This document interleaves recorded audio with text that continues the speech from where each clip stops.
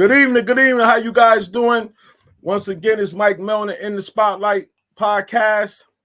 We did back-to-back nights, and tonight we got a very, very special guest and a very close friend of mine, Carl Hines of AGAME Hoops and AGAME Sports Apparel. Man, what's up, Carl? Man, thanks for coming on tonight. Oh, no problem, man. I appreciate you having me. No problem. The funny thing is, man, I always say, like, you were the first person that ever told me about podcasts years ago and stuff. When I was going through my situation, I came to your office that day and you was like, yo, we got to do this thing called podcast. I'm like, what are you talking about? And you was talking about, I think it was Darius Miles and somebody else that had what? And right. It's going to be the new wave. I'm telling you, everything is going to turn into this. And I'm like, what is this thing talking about?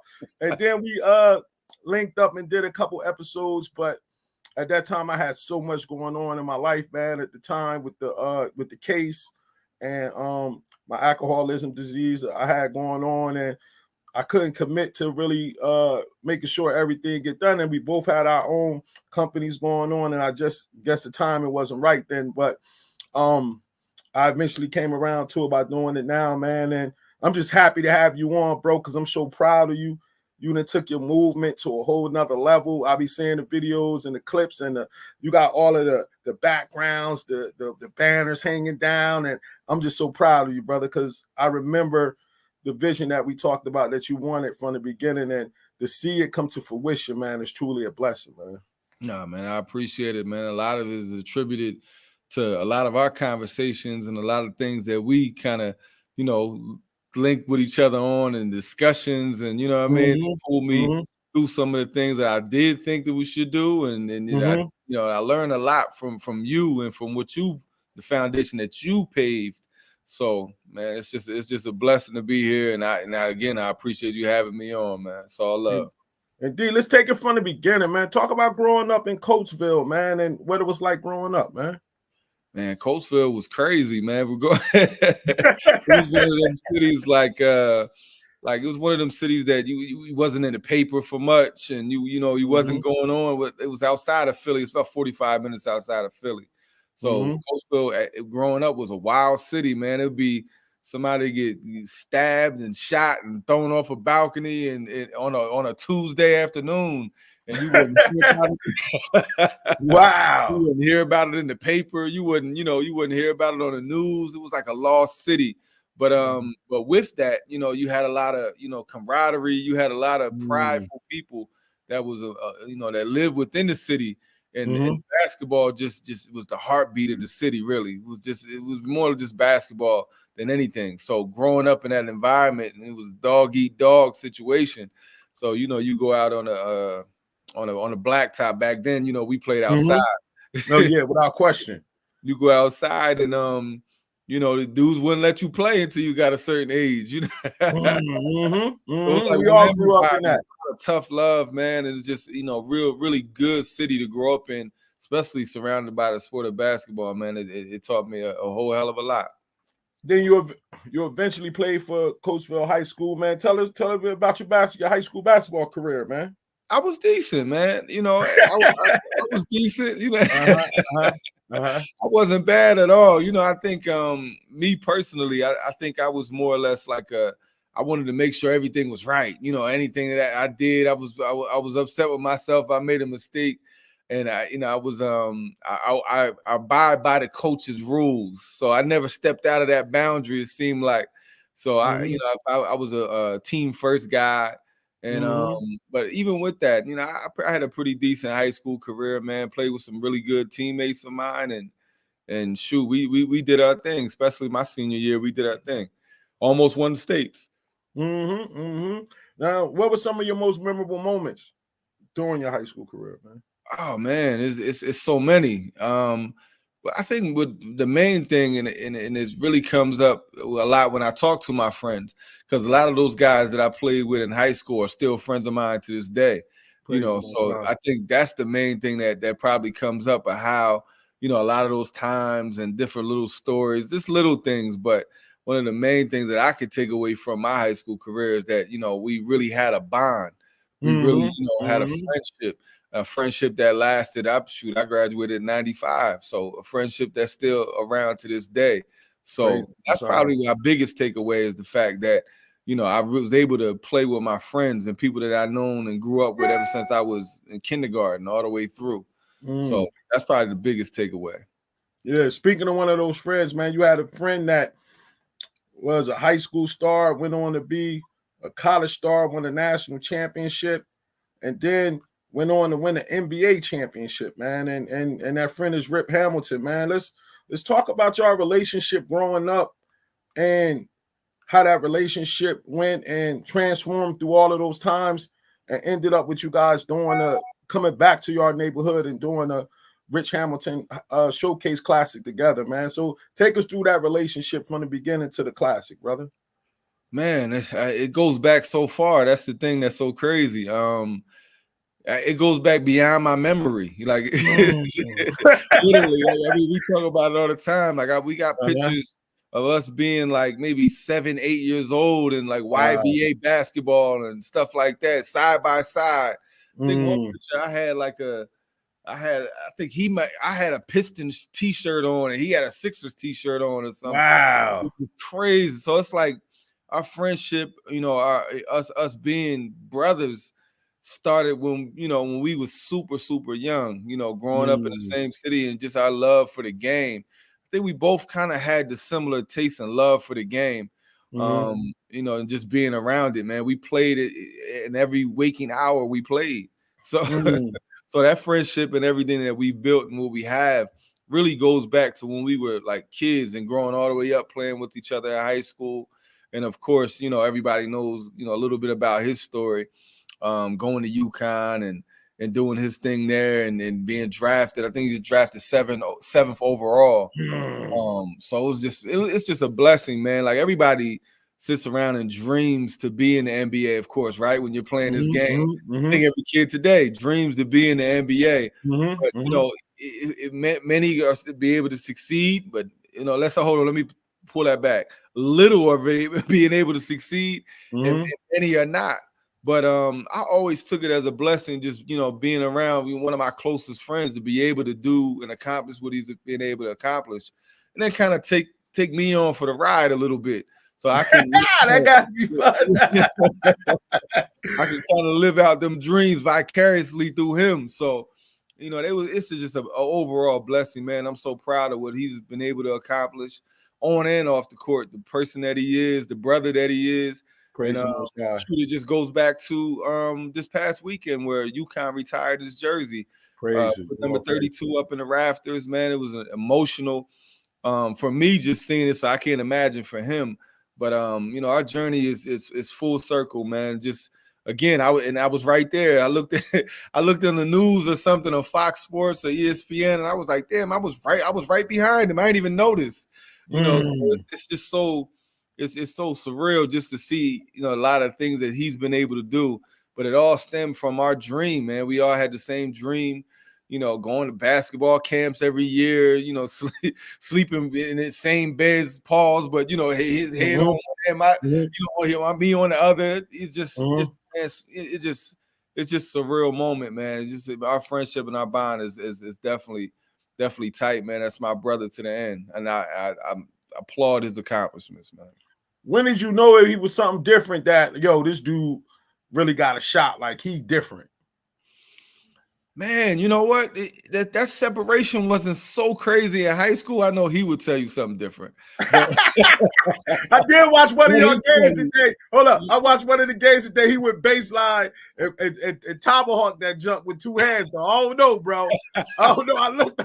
He looked a little different than y'all. I do my homework. I pulled up the Norristown game, and I was looking at the highlights, and he looked a little different, bro. He did look a little different, bro. He was always serious, man. He was always cut from a different cloth. I wasn't doing any. Let me be clear though, so he'll appreciate what I say. This I wasn't doing anything he was doing as far as the function and all that.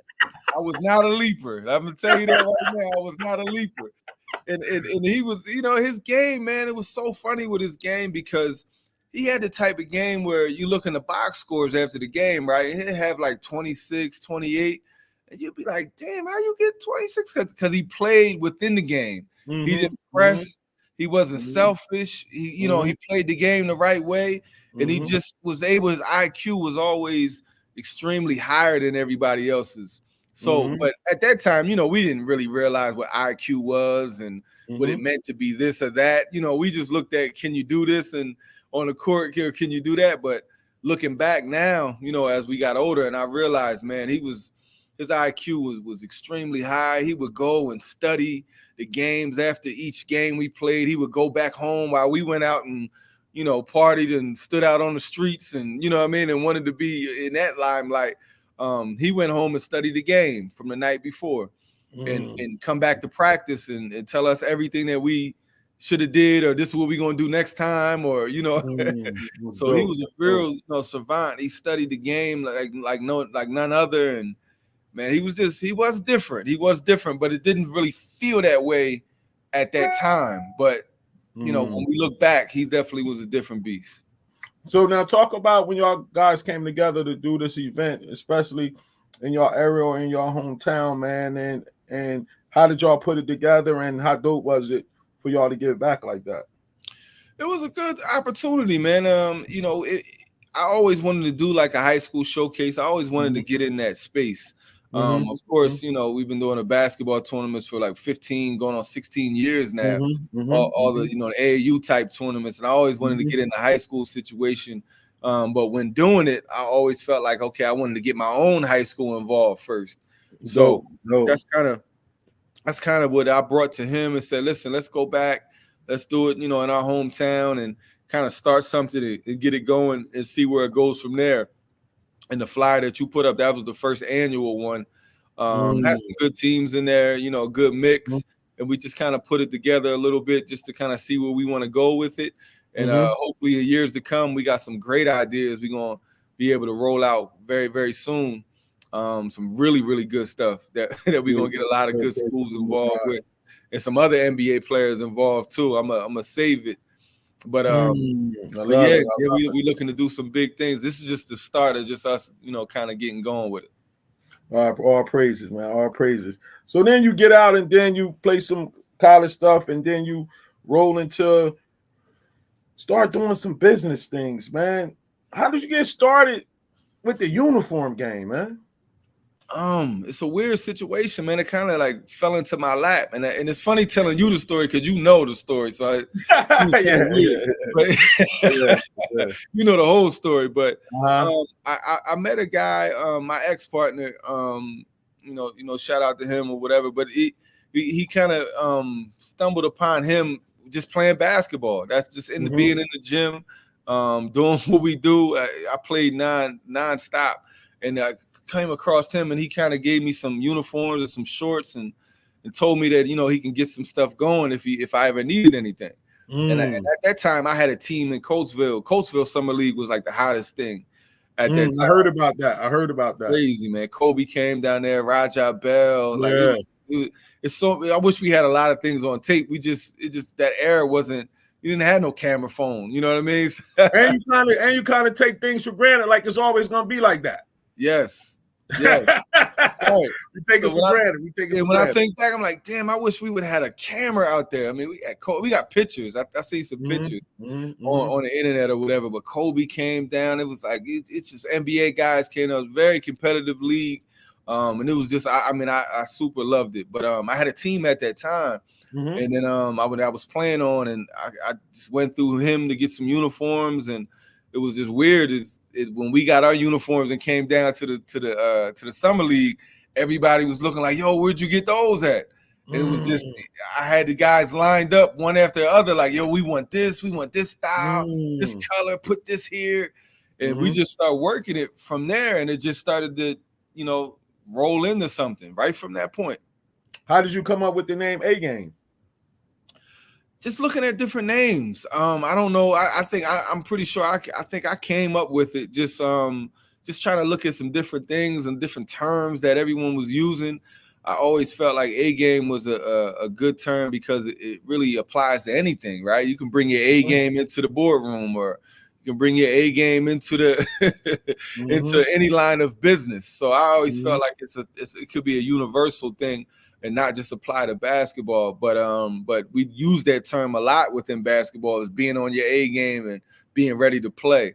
So once we came up with the name, we just ran with it, man. It just became A game everything. Do you remember your first major sell, and how did it feel? Man, I got a story, of course. Okay. I got a story. That's what we're here for. That's what we're here for. I got a story, and I think it's good because it really plays into Rip a little bit, right? It plays into that, and it's a full circle moment, and the moment just happened this past weekend. So it's so weird that you asked that question. So to answer your question, Kamani Young, assistant coach, UConn, my brother, man, he was probably my first official sale, right? I got him on the phone. I said, listen, I got a uniform business. I didn't know him from nothing, right? He didn't know me from nothing. So I got a uniform business, man. And I see you got your team going. At the time, he was the director of New Heights. Right? I remember that. He was coming to the spotlight then. Yep. Director of New Heights. He was like, oh man, I really got my own relationship thing going on with a guy. He was like, I said, man, just give me an opportunity. Let me come up and show you what I got. So he allowed me to come up. I drove all the way to New York, ran up whatever building that he was in, whatever school he was in, right? And I showed him what, things that we had, some samples and some different things. And he was like, man, these are kind of hot. So he was like, you know what? I'm going to give you an opportunity. I'm going to give you an opportunity. I'm going to go with you. I'll tell my guy we good. I'm going with you. Just please don't do me dirty. He was adamant about, because he didn't know me, so he was adamant about it. Please don't do me crazy. Don't have me look crazy. Just do me right. I said, man, listen, I promise you, I'm gonna do you right. Came back weeks later, had the uniforms. I remember we put them in like plastic bags. We didn't even have boxes back then. I put them in like plastic bags that I got from my job that I was working at the time. All there, I was so proud. You know what I mean? He was He had New Heights. I think it was like a New Jersey Nets knockoff that we did or something crazy. Jason Kidd era. And it was really Kamani that gave that first start. And then from there, we just started introducing me to everybody in New York. I met Mousy. I met all the guys that are still around doing stuff to this day. Mo Hicks and D Mitch and a lot of these other guys. All my dudes, man. All good solid dudes that I always appreciate. And these guys just start introducing me to other guys. And that was my start. So long-winded story, but bring it full circle. I just seen Kamani because he was on the bench with UConn. We was there every time, Rip's jersey, number 32. So and I had an opportunity to really talk to him. I mean, we talk often, via text, on the phone a little bit, but we had a really good opportunity. I went in the locker room after the game, and we just sat and just looked at each other like, man, 16 years ago, look what you was doing and look what I was doing. You know what I mean? And I praised him for giving me that opportunity, introduced him to all my friends, everybody that was there. Him and Rip, of course, had already relationship a little bit. So they knew each other, but it was just like crazy because everybody's looking at us like, yo, how you know him? I'm explaining the story like, man, he was the first to give me the opportunity. So very long-winded way of saying, telling you that Kamani Young, I can definitely give it up to him, was one of my first opportunities that he gave me, and that really, catapulted me, and put me on, man. So it was a blessing. Kamani Young, all gifts to him, man. No doubt. When was that moment when you felt like, I got something here, man? I could really do something with this thing. Kind of then. I felt like early on. Wow. Early on. I felt confident because that gave me the confidence, number one. And then I was like, man, if I can do this within, even just guys I know, because I've been around the sport my entire life. So I knew a ton of guys, right? So I was reaching out to them. But then once I started to reach out and Kamani gave me a shot, a guy I didn't know, and he's in the city of New York, you know how New York do, so that really gave me the confidence to say, man, you can really push the envelope here and just start, getting at everybody. And then that's what we was doing. We was outfitting a lot of teams back then. Let's talk about because a lot of people see the glitz and glamour of it, but like anything else, what are some of the ups and downs of the uniform business? Because a lot of people not educated on what actually goes into this thing, man.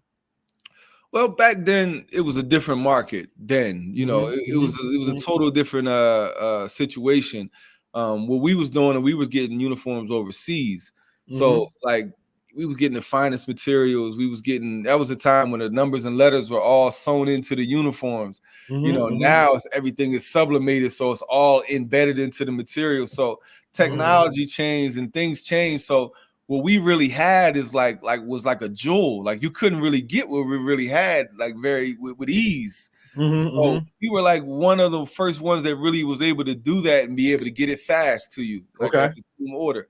So, you know, that was that. But it was, of course, it's a lot of pitfalls during that course, because things you learn, things you regret, mistakes you make. You know, I remember making a mistake on an order that was like one of the biggest orders that I ever had. The first order that I ever had that was that big and with that type of, you know, dollar amount on it. You know, I think I did something too fast. I made a mistake and they came out all wrong. So I mean, there's tons of different challenges and different things that come along with it. But that's with anything. You know, you learn and you try to adapt and apply from the things that you learned along the way. But many pitfalls, man, many pitfalls. Very challenging business, and it still is to this day, but based off of the competition and how the industry has changed. Oh, you ain't got to talk about the competition, bro. Every time especially when I got on Instagram heavy and I started putting up basketball joints, I get 5,000 inboxes from all these people that want to sell me uniforms. I'm like, bro, I'm loyal to AGAME. That's the only person I get uniforms from. Stop hitting me with these emails. I even put up a post one time telling all of them, leave me alone, bro. I'm not messing with none of y'all buying no uniforms. Yo, it's the truth, man. And the crazy thing about it is you and everybody else and me. They be hitting me up every time. I'm like, yeah, I'm good. Yeah, man. Yeah, man. So now you got the uniform thing going. You know what I mean? You made your splash. I see your joints all over the place. You know what I mean? You even helped me out with some stuff. We're going to get to that later on. Then you decided to pivot a little bit and add basketball events to your resume. Talk about what prompted you to want to get into that, man. I mean, just being around it, I think in the beginning and early on, I was trying to be where the teams were, right? So we were soliciting the business at these tournaments and at these different events, you know, even giving your event, you know, you one kind enough. When we first met, you know, we just hit it off instantly. Oh, 100%. Right off of that, you was like, "Yo, come to the tournament, man. Let me show you that." You know, you welcome me with open arms, and just open your doors, you know, to what you were doing. You know what I mean? And which side you were on, which I didn't know have any idea what it was about. So with that, and with guys like yourself and other guys along the way, man, I was just able to kind of see, you know, what that lifestyle was about and what it was about to really run and operate tournaments. So the pivot came kind of natural with me being out there enough and really kind of having an identity with some relationships from the uniform side. You know, we were able to kind of spin those relationships back. And when we hosted our first event, I invited all the people that I had a relationship with to say, yo, come to this tournament that we're throwing. And then I had the idea just coming around with it. It was a promotional thing in the beginning. Like I didn't look at it to be, you know, in the tournament side of things or really running tournaments. I looked at it as a promotional opportunity to give away some uniforms and do some different designs. That was the illest thing ever in the basketball tournament. Yo, can't nobody compete with that, bro. What you talking about? If you win, you get a free set of uniforms. That took the game to a whole another level right there, bro. You had that blue magic with that, like my boy Hogarth said. You had that blue magic with that joint right there. Yeah, said, this dude cornered the market with that. That was brilliant, man. That was brilliant, man. It worked. I mean, and again, I wasn't looking at it from that perspective at that time. It was just a promotional thing. But my thing was just to get as many teams to wear those uniforms as possible. You know, with their different styles, and we were like religiously like looking up every college team, pro team, coming up with designs of our own, just really trying to just do some different things that stood by itself and stood alone. But you know, that it just just snowballed into what it is today. Now you had your events growing and growing and growing. So how many events do you do yearly now? Man, we're up to about 17, 18 tournaments. About 17, 18 different tournaments. And these are all individual tournaments, of course. Some of them are partnered with other partners. Premier One we do a lot with. We started doing some stuff with Hoop Buzz. Shout out to Chad and the Hoop Buzz crew, DMV. And you know, just doing some different things like that. But yeah, overall about 17, 18 different tournaments. Bro, I used to do about 4.5, 5. How do you get the work ethic to do 17, bro? It's a lot. It's a lot, I man. be drained, bro. Like I was drained then, but of course my mindset was different. You know what I mean? Yes, my weight was all over the place. I had the little sipping issue, but it was a lot to do that many. How do you like juggle all of them back to back to back to back like that, bro? I don't know. I don't know. I can't even point at that like a really pinpoint exactly. It's just I don't know. We just try to open the calendar up and open some registration. Just keep going, huh? It just keep going every weekend after weekend. So it stretches within this this calendar is unlike any other calendar we've ever had any other year. I think there's some stretches in March I got like 3 or 4 in a row. Crazy. Straight every weekend. And then June, we're every single weekend in June. And and also Memorial Day. So I got like 5 in a row, leading into June. So it's tiring, it's taxing. But of course I enjoy it, man. Having a platform to see I remember that. Yeah, I remember doing that. I remember I definitely able to play and showcase their abilities and creating a safe environment for everybody to to enjoy the playing and just really trying to do it for the culture and being about the culture. So as taxing as it is, it's rewarding at the same time. So I think those two things kind of balances out and keep pushing you to do, keep moving on and do the next one. What are your premier events right now? Like, what are your go-to? Like, these are the ones. Well, two stick out that are like our big dogs. The first one is the AGAME Super Shootout. That was the very first tournament that I ever did, and that was the name of it. And that the logo and everything goes back 15 years ago to that. We used that logo, we used everything, and did everything from that point. So that was the very first tournament that I had, and I had it. Very first one was at Academy New Church. I remember that. You came, you were there. Yeah, I remember that. So I remember you came. Was like, man, I'm gonna come, make sure you good. And I was nervous as hell. You know what I mean? We always did that for each other, bro. Like, yo, make sure you good. If you need anything, let me know. All of that kind of stuff, man. Yes, and that was before technology took over, right? Well, we had everything on the wall. You know what I mean? Write it on the wall. Man, I didn't know what I was doing. So you was like really like helping me just go through the whole process, man. So I always appreciated that, and I always think that back. When I think back to the beginning, man, you was really one of the real ones that really just, kind of like, make sure that I was good and just, walk me through some of the things and some of the decisions that I was making. Cause you know how it gets in the tournaments. Yeah, I know how it gets. And you got 30 people looking at you like, what we gonna do? I was like, don't worry about it, man. We're gonna do this. We're gonna do this. Just do this. Yes. So you was one of the ones that helped me, man. But yeah, that's go back to answer your question. The AGAME Super Shootout is I call it the creme de la creme because that's the one that we started with, right? Remained the same weekend every year, always that third weekend in March or second to the last. The calendar always fluctuates and does something crazy every other year, but it's always the second to the last weekend in March. And we just kept it going, man. So now, I mean, all peace and blessings. We up to 600 teams for that tournament. Woo! 32 or something like that. And I thought it was like the biggest tournament in the world then. You know what I mean? It was 32 teams. That was going crazy. But you started riding the scooter yet? Remember when we watched the video of the guy from Vegas that was riding the scooter? Yes. Yeah. Nah, I ain't got no scooter yet. I ain't get to that. He was like, yo, I'm about to get that. I'm about to have my joint where I got to ride. Need one of them. Yeah. Especially getting around the nook. Around the nook, I get my steps in. I tell you that. I need to lose some weight, but you get around that joint, man. You can walk miles going back and forth here and there. It's crazy, but yeah, All it's praises, brother. for the blessed. But that's the number one, and number two is back at the Nook, and that's our one in the fall. That's November.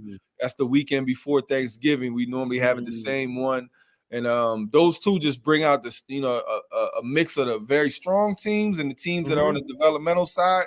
So we have, all the divisions there to kind of, bring everybody all together under one roof, and and produce a good event. And I like to think of it more of an event than a tournament. Like DJ, I saw your joint with DJs and two people doing interviews. I saw the whole joint, man.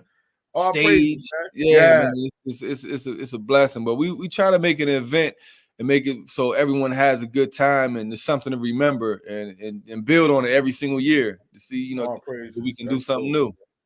So what's your ultimate goal of your events? I just want everybody to have a great time, and really get an opportunity to play on a stage and hope that it adds to players' confidence, young players' confidence, and adds to their game and what they look forward to. And, I'm just happy to be a part of that side of it as far as the development. A lot of guys sit there and talk about development, but I think that's a part of it, just bringing the confidence, bringing, these different energy, to these players, and they have the ability to see all these other players from all these other places. So to bring everybody under one roof and just really kind of, get an opportunity for everybody to see everybody. That's the thing that I think that, really that I thrive off of when I go from tournament to tournament is seeing that. One of the dope things about when we started to do the podcast project before, we used to talk about a lot of different topics, man. So we at the part of the program where I usually bring out my 5 cards, and so I got a couple topics and stuff that we're gonna touch on that I want to get your input on and see how you feel about these topics, man. So let's start off. I'm nervous. Let's start off with NIL, man. Right now, they came out with this joint, and these 2 coaches and a few other coaches, a lot of them are boo-hooing right now. They're saying that it's kind of impossible to coach the kids. How do we get these programs right? I can't develop the kids on and off the court, this and that. And I'm hearing about kids walking in, demanding money, or they going in the portal. What you feel about this? You think we done lost control? You think it's a good thing, a bad thing? What you think about it, man? About NIL deals? I'm up and down with it. So, a lot of times I think like, man, it's a great thing because it's about time. Like, I look at it like that. About time athletes got an opportunity to really benefit off their likeness and really benefit off of the skills that they've been blessed with and the work that they put in, right? Like all these guys, they put in an immense amount of work and immense sacrifice away from friends and family and to be in the gym as much as they are in the gym to get to these levels, to be on this big stage, this big college basketball stage, right? And these schools have been able to make so much money off of all the players, you know what I mean? And been able to do and benefit off it solely. And it always was a thing when you and I were growing up, you couldn't accept the cheeseburger. Yeah, right. So I feel like, man, it's about time, these guys get an opportunity to really make some money and do their thing. But on the other hand, and it is the other hand. So on the other hand, it's like, man, like I just think they did it wrong. I think the NCAA took the opportunity to say, okay, we're still not gonna pay you, right? We're still not gonna pay you. We're just gonna let you do your thing. We're gonna let you make money. So the NCAA just, they kind of was able to get out the back door again without keeping everything that they earned and not paying anybody. So I think if they would have came into it with a different mindset and made it more structured, I think a lot of these college coaches wouldn't have the problems that they have in today, just because, they said it could have been a little bit more controlled. It's uncontrollable now.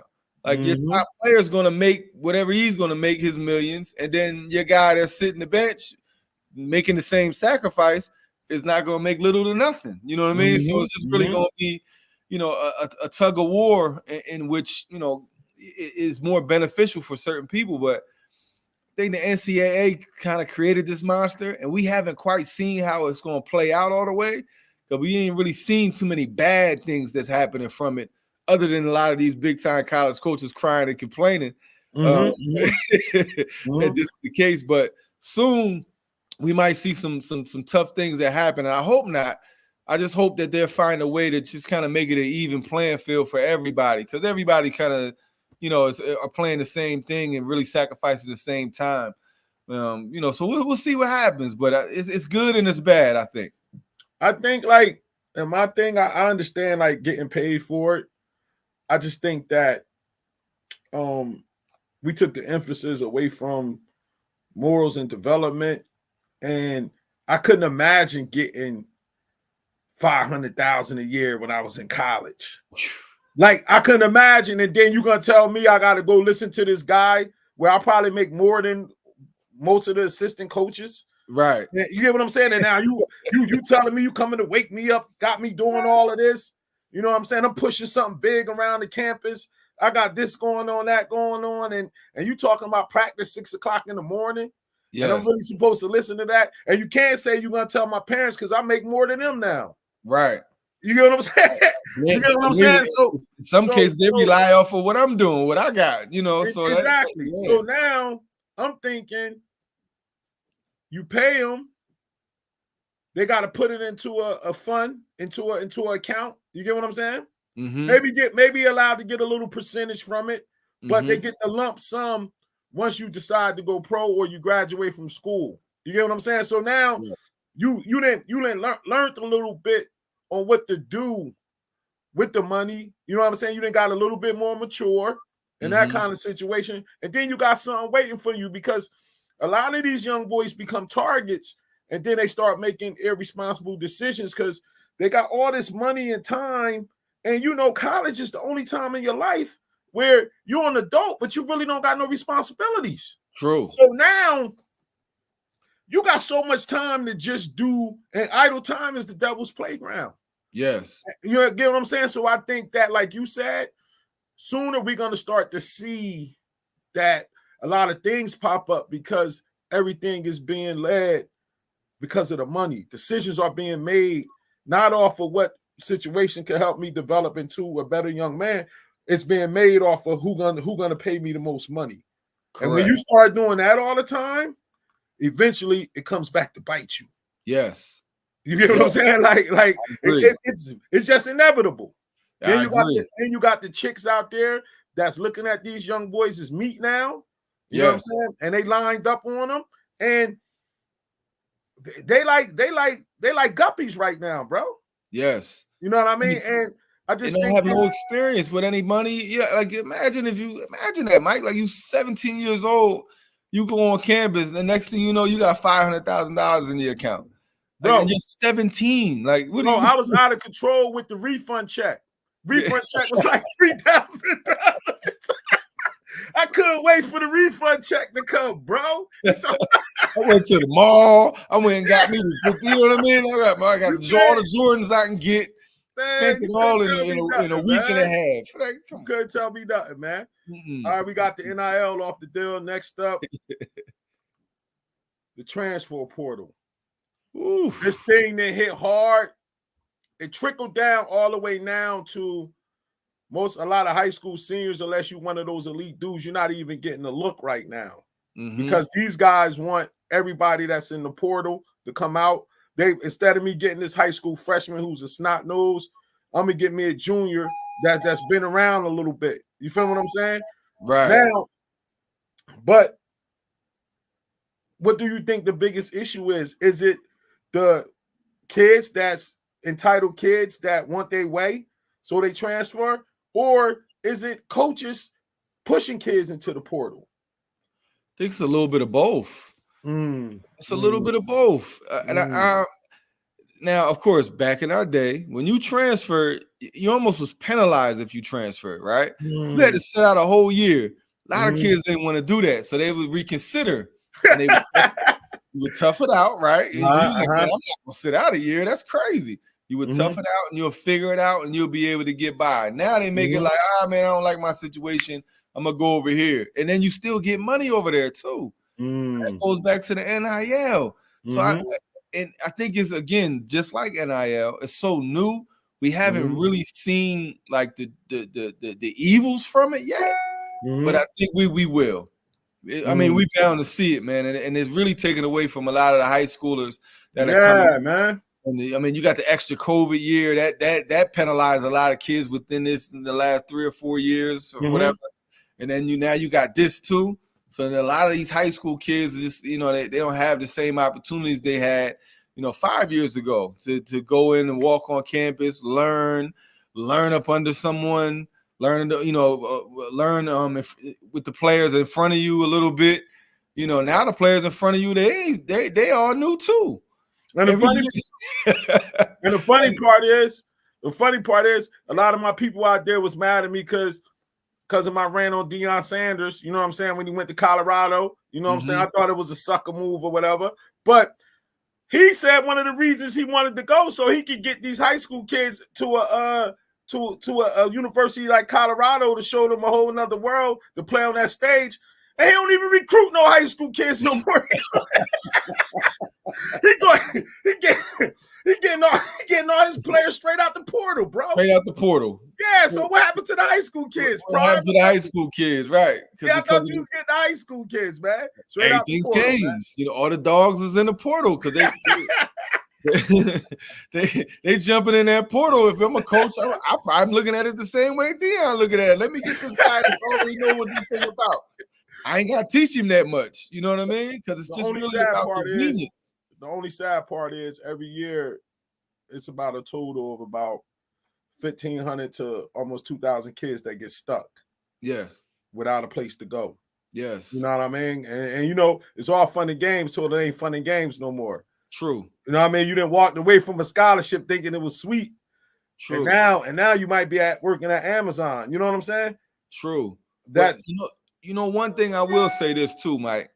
And this is a big thing, and we've already been seeing it, but I think the transfer portal is going to make it more relevant nowadays, right? Wait till this tournament come up. March Madness is about to start, right? We're going to see a lot more of these teams that are no-name teams or teams that we just know we heard about before and know very little about, smaller schools.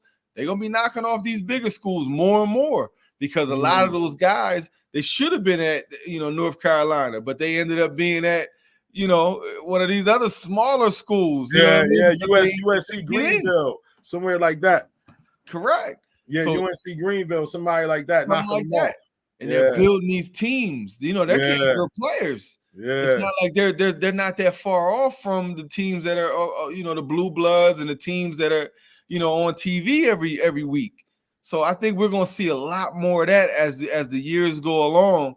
And it's just going to be running rampant, but that plays in the NCAA hands because they love that. That's the story they love. Indeed, because what happened is it's a trickle down effect. Some of the mid majors had to drop down to low majors. The low majors had to drop down to Division II. Yep. Division II had to drop down to Division III. You get what I'm saying? Because of the jam log up top. So the talent is definitely going to be spread out more. Now this next one is a little more deeper. And we're going to touch on it. Did college hurt these players? I got Amani Bates, Bronny James, and DJ Wagner. Now, I'm going to tell you why, especially for the first two. I'm going to let you answer first. Do you think if we had it where we could go straight out, do you think going to college? I mean, they still had the option not to go. But do you think going to college hurt these kids? All right, I'll start with Bronny James, right? And I said this from the start. I mean, many close to me would know that I said this, and this was the stance that I took. I felt like Bronny James should not have went to college, right? I thought he should have went to the G League. He should have did the Scoot Henderson move. Me too. Right? And the reason that I thought that is because he goes to college, right? And let's say he struggles a little bit. As a freshman, you don't have space to struggle a little bit in college, right? And also, everybody that's going to the NBA, if you look at the draft board, they all freshmen. So the draft is draft off of potential or what they think you're going to be, right? It's not really what you're doing. But if you're struggling, they look at you can't be very few players are getting drafted as seniors or juniors. You know what I mean? It's all freshman and sophomore. So if he takes a couple more years to develop, that can I always thought that would hurt him. But now I'm seeing it, and I seeing it playing out kind of in that fashion. He's not looking like, he's an elite player on that stage, right? But if he would have went to the G League, I mean, this is hindsight. People are gonna watch this and say, "Oh, well, you can say that now." I've been saying it. If he'd have went to the G League, and if he averaged 11 and 6, he would have been good. Games wouldn't have been as televised. He's not under that microscope. He can learn a lot more. His game always kind of was reflected as like more of an NBA type game, pick and roll situations. You can't do that in college. College is a whole different game the way you play it. Or up and down. And I thought the G League kind of catered more to his style, and he could have, really had more spark and showed himself a little bit more. So to answer the question, I think it hurt Bronny James. Okay. He should have went to the G League. What about Imani?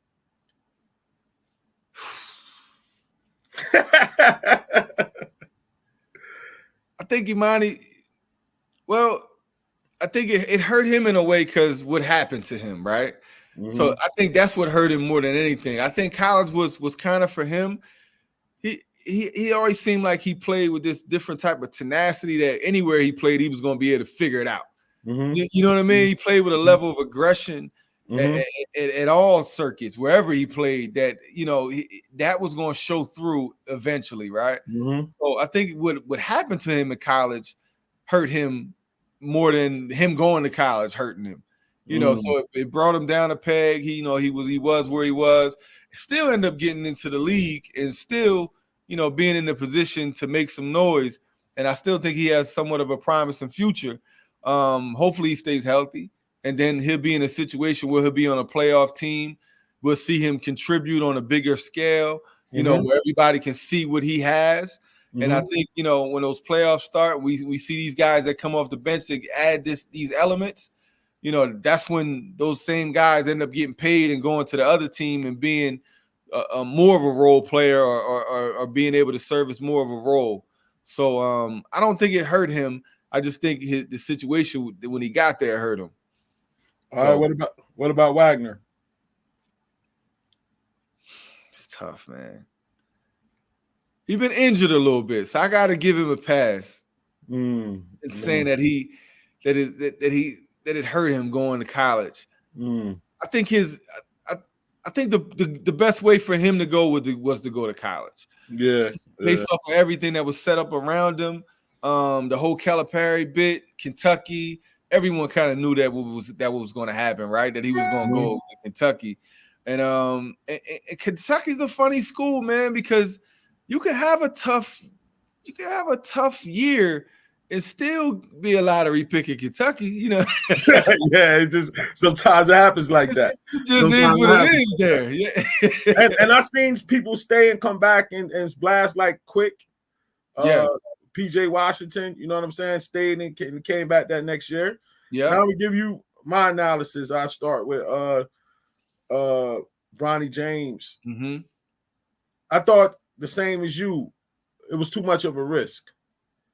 Yeah. Too much risk. Like I would have just, especially after that McDonald's game, they would have never had another chance to really analyze me no more. That would have been it. That'd have been it. I would have went to the G League and I would have played. I wouldn't have gave them a chance. In college is too much risk because you might have a coach that got his job on the line. Yes. You get what I'm saying? So now that changes the whole dynamics of the situation, and it's too much time to scrutinize me. They're going to be having all my games on. People going to be scrutinizing everything. It's too much chance. And college, the college game plans be too intense, especially if you're going against coaches that really got some good X's and O's. You know what I mean? So they could really make you look bad. Amani Bates, he was ranked too high, bro. I wouldn't have did it. Like I would have just toured my senior year, got a bag at all the places I went, and then I would have went the G League route because he was projected top 5, bro. Yeah. They was talking about generational type talent. Yeah. Not only would I would have not went to college, I wouldn't have definitely went early. Oh, he went early, and that's another thing. He went early. He skipped his senior year. Like, no, that's Take giving up too much time to really scrutinize what I got going on. Especially as a long perimeter player like that's so wiry, that needs time for his body to develop and him to catch more weight to be able to, you know, play on the outside as long and lanky as he is. So I agree with you there. Yeah. With Wagner, I think if he was about 6'5", 6'6", I would have said that he could have went straight. But physically, he needed to develop more, so he had to go to college. Looking at hindsight right now, like you said, I would have probably went to Louisville with Payne and my grandfather. You know what I'm saying? It would have been less pressure for me to have to go out there and perform like on that kind of level every night, and less pressure of being one and done. You go to Kentucky, it's automatically in the head that you got to be one and done.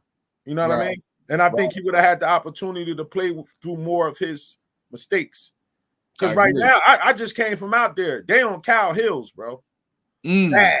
Like I went to go get some gear, and one of the dudes in there like, bro, we don't care about how many NBA players you put out. We want national titles. Yes. And this dude ain't won a national title since 2012. Like, we don't care about since 2012. We don't care about none of that.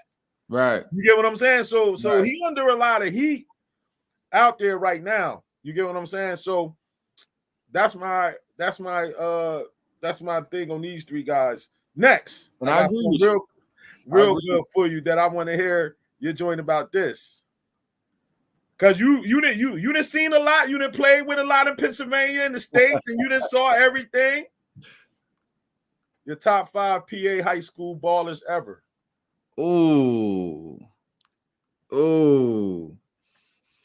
man, that's tough. Give me your top 5, bro. Damn, that's tough, man. That's a tough one, man. That's a tough one. Like in any era, that like you seen, not no YouTube thing you saw that you seen. I'll take some off that you seen yourself, or that was doing your era. Yeah. Not no George Mikan and none of that mess, man. Not no Wilt Chamberlain and none of that. I'm talking about, That's good. Because that's all. I didn't see Wilt. I don't know. Nah, I'm talking about your era and what you seen. Your top 5. I mean, bona fide number 1. I mean, it got to be Kobe Bryant, the late great Kobe Bryant. Like that's. I mean, what he was able to accomplish in high school. He won a state championship. He won. You know, he didn't. Of course, he didn't go to college, right? But he he went straight to the pros. And I think he changed things. You know, his whole persona, how he carried himself. I had a opportunity to play against him twice my senior year, which is crazy. You know, and it's a crazy experience to, you know, take your mind back there. But he got to be number 1 on my list. And then like 1A got to be Rip. That's my guy. 1A. I gotta ride with my guy. You know what I mean? I feel you. Great Kobe, but I gotta ride with Rip as number 2, bona fide. You know, we just talked about that earlier. What he was able to do on a high school level, it wasn't as much as Kobe, but I just think that he just set the tone, and it did set the tone for the rest of his career. Okay. And Rip just continued to get better. Yes, he did. He did. And he always continued to learn, and you know, he kind of carved his own little, you know, way out, and with his own thing with being in the mid range and really understanding. And he just, I'm being long with it, but it just was blessed. He just super blessed because he got drafted and went to the Wizards, and Jordan ended up taking the team over. So all this guy's entire life has been a blessing. You know what I mean? So he got to be number 2, man. Oh, man, it's a tough one, Mike. It's a tough one. Man. PA PA's a big state. I gotta Well, look. I don't want to hear all of that, man. Just cough it up. I don't want to hear how big the state is and all that, man. I only asked for 5, bro. Rasheed Wallace. Mm. Rasheed Wallace, man. For him to be as gifted at that size and him being able to move like he was able to move, okay, gotta give it up to Rasheed Wallace, man. I think he was one of the best power forwards or bigs to come out of Philly. Like Philly didn't really produce a lot of bigs. I mean, Wilt Chamberlain, of course, but after Wilt, I mean, it ain't too many. You got to pull it up for Rasheed Wallace. All right, Rasheed, number 3. You got number 3. She number 3. It's getting tougher, boy. it's getting tougher, Mike. Oh man. Now a lot of people might not agree with this, but I played against this guy, right? Uh-huh. And he wasn't that striking, but he was effective. John Salmons. I heard he was nice like that. Salmons was tough, man. I heard he was nice like that. So he was sneaky. He was sneaky good, like he was strong. Mm-hmm. Like he was just a excellent. Like he was similar to Rip, where you didn't really know he had 30 points and then he'll pop up with 30. He didn't really have a lot of people around him, but he just did his thing. He was consistent. John Salmons was tough, man. 5. Ugh. Oh man, I gotta say my cousin. Jameer Brickens. I gotta say my cousin. Oh, you went with yo, you loyal. You definitely a loyal dude. You definitely a loyal dude, bro. He put up crazy numbers in Coatesville, man. Gotta say my cousin, man. That's my cousin for real, my real blood cousin. Praises I gotta say him, man. He broke the all-time scoring record. So I gotta give it in Pennsylvania, period. Not in Pennsylvania. Well, he did in Coatesville, which was a big feat, and beat out everybody. But yeah, he was, and he's still kind of doing his thing. So I at least wanted to give it to a guy that's still kind of playing right now out of the state of Pennsylvania. And he's the one that came to mind. So no Billy. So no. Oh my damn. So no Billy Owens, no Tariq Evans. No, it was a few out there that was sad. A few out there, yeah. That they definitely honorable mention. I never seen Billy Owens. Like he was a little bit before me. I never seen Billy Owens, and I know Billy too. Billy, if he see this, he probably gonna be like, "What?" Billy Owens was nasty. Billy Owens was. I seen highlights, but I didn't see him. He was nasty. He was nasty. Now, Reek, I seen Reek. Yeah. Reek could have been a number 5, but I pulled the cousin thing, and I pulled. I got you, man. I got you. Reek could have definitely been number 4 or 5. That's for sure. Reek was a monster. I mean, you very familiar with Reek. That's you were really spinning when Reek was really doing his thing. And man, shout out to Reek and his brothers and all. I know Pooh and I know all them dudes, man. So shout out to all praises, bro. All praises. All right, and you brought this up, and I pulled it out my bag, and I want to ask me what's going through your mind at this moment right here. Trying to contain the Mamba. Trying to guard Kobe, yo. He look like he got you, bro. Like he look like he got you, bro. Only you can do that type of thing to me, man. Like that made me looking crazy. Like it's funny because I posted that, right? And everybody was like, everybody trashed me, man. Like, yo, what would you do? What kind of D is that? What kind of sneakers do you got on? Like everybody trashed me so bad, man. It's crazy. I don't even know what I was thinking. I remember that game in flashes. I know that was at the Palestra. I do know that. And I probably had about 14, 16 that game. I was balling. I was all right, dog. I was all right. About 14, 15, 16 that game. I remember Kobe fouled out. Okay. It was the district Final 4. Kobe fouled out. Rip fouled out. And I think one of them guys that they had, I don't even know his name, man, hit a couple threes and they put us in the coffin, man. They got lucky. But yeah, we lost that game. It was an overtime game too. It was packed. I never played in that atmosphere ever again. But that was one to remember though. But I don't remember that play. But I'm just happy to know that I was out there to get a chance to, the lock horns with the Mamba, man. Yeah, man, with Kobe Bryant, man, that's a blessing right there, man. That's a blessing, man. Yes. Yeah, that was fun going down memory lane a little bit. Now talk about our relationship as we wrap up, man. I remember when I met you, when I came to you, Dion told me about you, and I walked in and you were I told you about what I was going through with my wife, and I was looking for somebody to sponsor the event, and you sponsored the Gym Classic, man, and that touched me. And you went on to sponsor the Gym Classic, the Slam Dunk Breast Cancer, the fight against fentanyl, man, a lot of things that I had going on, man. And what made you just feel open like that to just jump straight in like that, especially for somebody that you had just met, bro?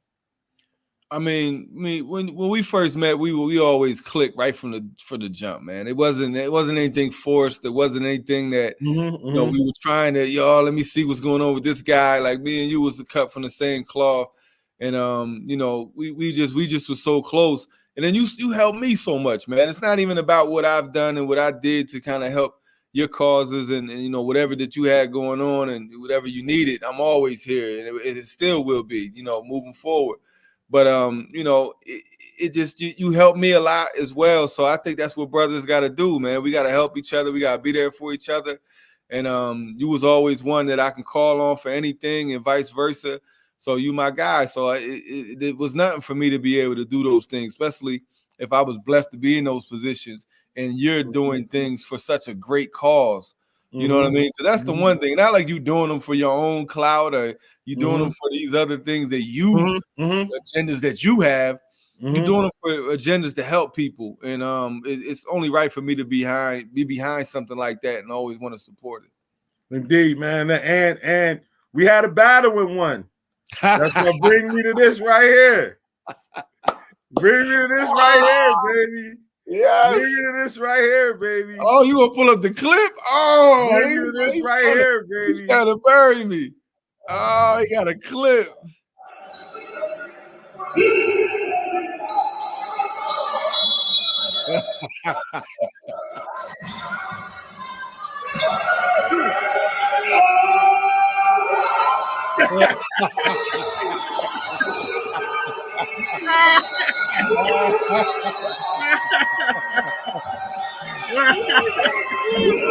Oh man! Oh, I remember that like it was one more time. And he's gonna double down on me. Let's see it one more time. Let's see it one more time. He's gonna double down on me. Let's hear it one more time. Yeah.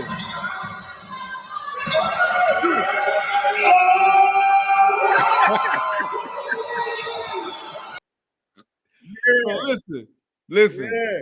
I do have to say this. I blame my young players. I do. Listen, you called a timeout. We wasn't supposed to call no timeout, right? No. That ain't the story. You didn't have no timeout. I called the timeout, and I went to you, and I said, bro, for excitement purposes, let me take it out of half court like they do in the NBA. You was like, no. So guess what? Right? I go to the huddle. So I'm like, damn, man, it's crazy. So I go to the huddle. Elliot Cadeau comes over to me. And we get in the huddle, and he like, Mike, I'm telling you, just get the ball to Tahad. He always make these kind of shots. He gonna make it. Wow. I said, word. He was like, yeah, I'm telling you, Tahad gonna make it. So the plan was, I said, yo, they not gonna press up on us because I don't think he gonna press. So we gonna roll the ball to Tahad, so the time won't go out the clock. And Tahad made that joint, bro. Man. Listen, I got in the huddle. I felt like I needed to be cussing my team out or something. I got in the huddle. It's a game. We supposed to be there. Yeah. I was heated because I told them, I said, listen, don't guard the inbounder, right? We not letting them get the ball in easy. I want you to face guard who's ever trying to get the ball. Whatever they're going to set a screen, whatever. Switch every screen. I had it all laid out. They did everything I told them not to do. I was like, damn, I told y'all switch. Switch everything. Don't let them come off no pin. Don't let them pin you. Don't let the ball go too deep. come up on the ball, pressure it a little bit, make them go east-west. Don't let them go north-south. And everything I told them to do, they didn't do. And I was so sick. I thought about it for like weeks, dog. I was pissed. Because I knew I wasn't going to hear the end of it. So now, years later, you put the tape on. Indeed, I had the clip. I loaded it up. I loaded it up today. I said, I need, I do my homework before I do these joints. Oh, that's hilarious, though. I love it. I love it. I do these joints, man.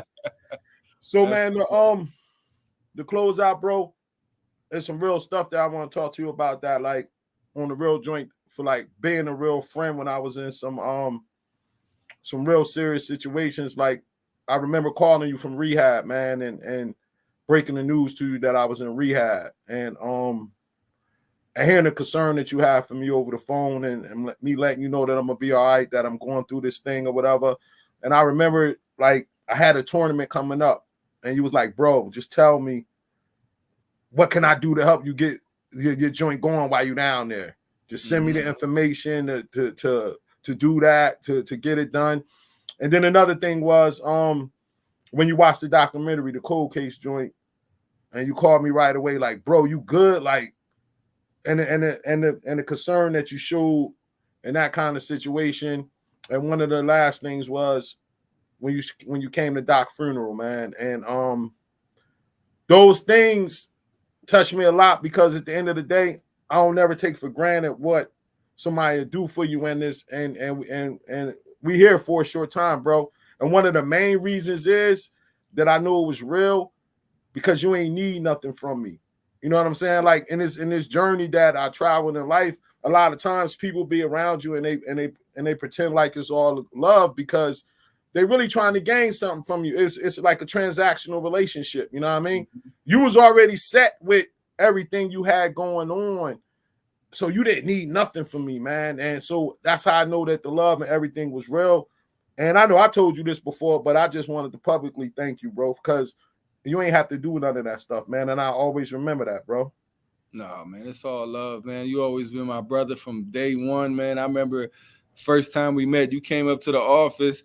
You know how you come in the office, you came in at Mike fashion. What's up, yo? What's up, yo? It's hot as hell in here. So like, damn, you got the heat on this one. Right from that, man, I always knew you was my dude, man. And man, anything we doing, I never wanted to do it to get any praise or get any, get anything, from anything. You know what I mean? I do it because you my guy, and vice versa. Shit, it's times you there for me a lot. Anytime I got any type of question or anything I need, we there for each other. And I just appreciate the friendship and appreciate, it's not too many of us in this game. You know what I mean? It's doing what we do.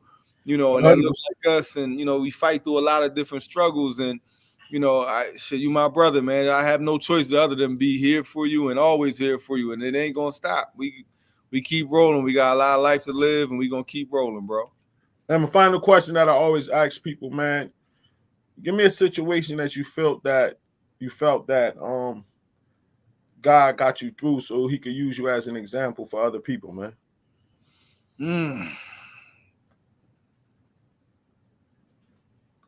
Man, I think what it really comes down to is I think I would have to probably put it on a lot of losses that I had when I was coming up. Like, it just seemed like God always had my back through a lot of the different situations you face and you go through. I lost every person, my grandmother, my grandfather, my aunt, my uncle, you know what I mean? Like my mom's entire like immediate family. My mom had, we lost every single person. Like, she's the only person left. So, it's like year after year, you're hearing all this bad news and a lot of friends and a lot of, so, seeing a lot of the death and coming through a lot of that. So I think God always, put it in my heart to be able to push through and move through and continue to provide for others and, continue to move forward and do what we do. So I would definitely probably pinpoint and say it's on that from a lot of the losses that I suffered, whether it be family, friends, in different situations. God always seemed like he had my back to be able to push me through and to try to continue, to go on and then do what we doing, and being here for the youth. All praises, man. And good job, man. I just want to give you your roses now, man. Give you your flowers, man. What you did from the beginning and you transformed this thing too, man. You're truly an entrepreneur and example for a lot of young boys out there that really want to get into creating their own businesses and doing the things that you do, man. So I want to thank you for coming on, bro. As always, love, man. I'm gonna hit you up. Go out and get some dinner or something, because I got some other stuff coming up next year that I'm gonna want you to tap into, bro. Man, I'm here with you. I'm a phone call away. I see your name come up, bang, I pick right up, no problem. You my dude, brother. So you know how we get down, man. I appreciate you having me on, man. It's peace and blessings, dog. I appreciate you. Indeed, I'm gonna as soon as we get done, I'm gonna send you the copy of this joint, and then I'm gonna do the clips tonight. And then once I get the clips, I'm gonna put them out and I'm gonna send them to you, bro. I'm gonna post them. I got you, bro. All right, no doubt. Shalom, bro. Take care. All love. Yes, sir. Appreciate you. All right.